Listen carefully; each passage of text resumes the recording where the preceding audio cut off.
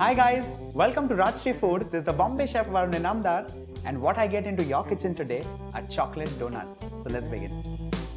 Let's first begin with making the dough for the donut, for which I'm taking flour. Along with this, I'm going to add in melted butter, grain sugar, give it a mix, dry yeast, give this a mix, and I'm going to knead this with lukewarm milk. So little milk at a time, the first mix. I'm going to add all the milk and make sure I convert this into a soft and pliable dough. I'm going to jump in with my hands in, and I'm going to knead this into a soft and pliable dough. I'm now taking this dough on this board. I'm going to massage this till it becomes nice and soft. Just for the ease of getting the dough correct, I'm just going to sprinkle a little bit of flour and make sure I continue kneading.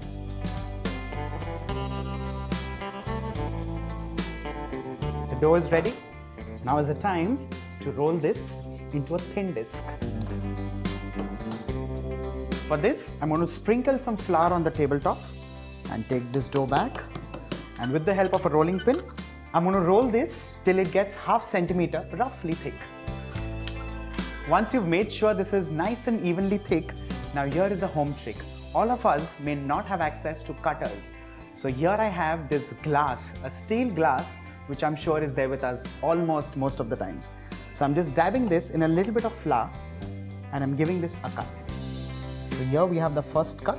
And similarly, I'm going to keep cutting till the entire surface of the dough is utilized.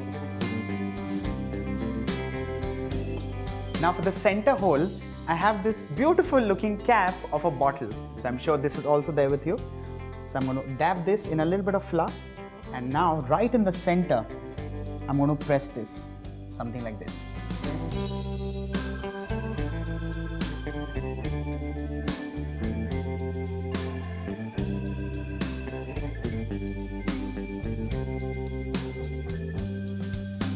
Now that these are cut, I'm going to lift these very carefully and place this on a tray. While placing these, you just have to make sure you leave a little bit of a space or a gap between the two, because these are now going to rise and puff. Now for the remaining dough, I'm going to continue with the same process so that not a single piece of dough is wasted.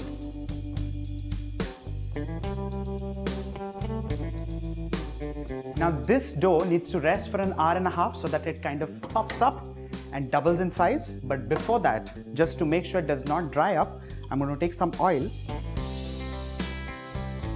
Just to make sure the top does not dry up, I'm going to apply a little bit of oil and then rest this for an hour and a half.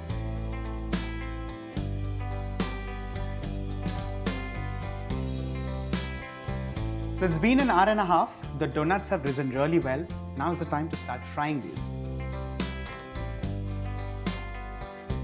So now you have to carefully lift these and place these in moderately hot oil.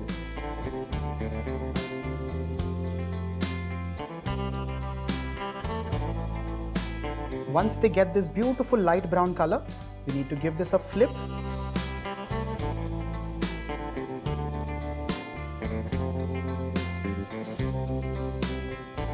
Carefully, I'm going to lift these, drain it nicely, and place these on an absorbent tissue paper for all the excess oil to get absorbed.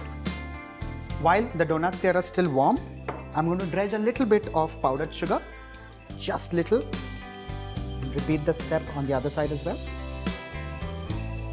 So the donuts are fried and ready, but remember I told you these are chocolate donuts, so let's get the chocolate heated up. For that, I have a double boiler. Now a double boiler is a pan filled with half the quantity of water and another bowl placed on top of that. Now this is for superficial heat. So let's begin with this.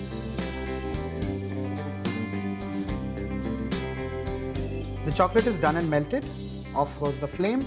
I'm moving this off the double boiler, giving it a few more stirs, something like this. While we are glazing the donuts, I'm also placing the white chocolate to melt.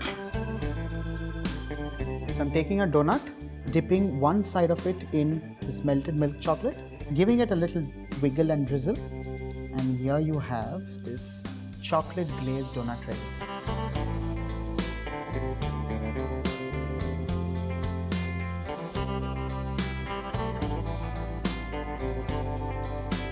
Now similarly, I've also melted some white chocolate just to add some more creaminess and chocolatiness to the donuts. With the help of a fork, I'm now going to drizzle this white chocolate over the donuts. You can let these be as random as possible. So our chocolate donuts are ready. Allow these to rest for 15 minutes so that the chocolate sets a little, and then we eat. The chocolate is set and ready. Let's begin the plating.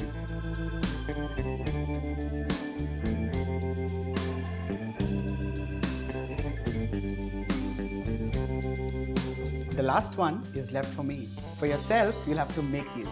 Do try this at home, do let us know how you like it, and wait for what next the Bombay chef gets into your kitchen.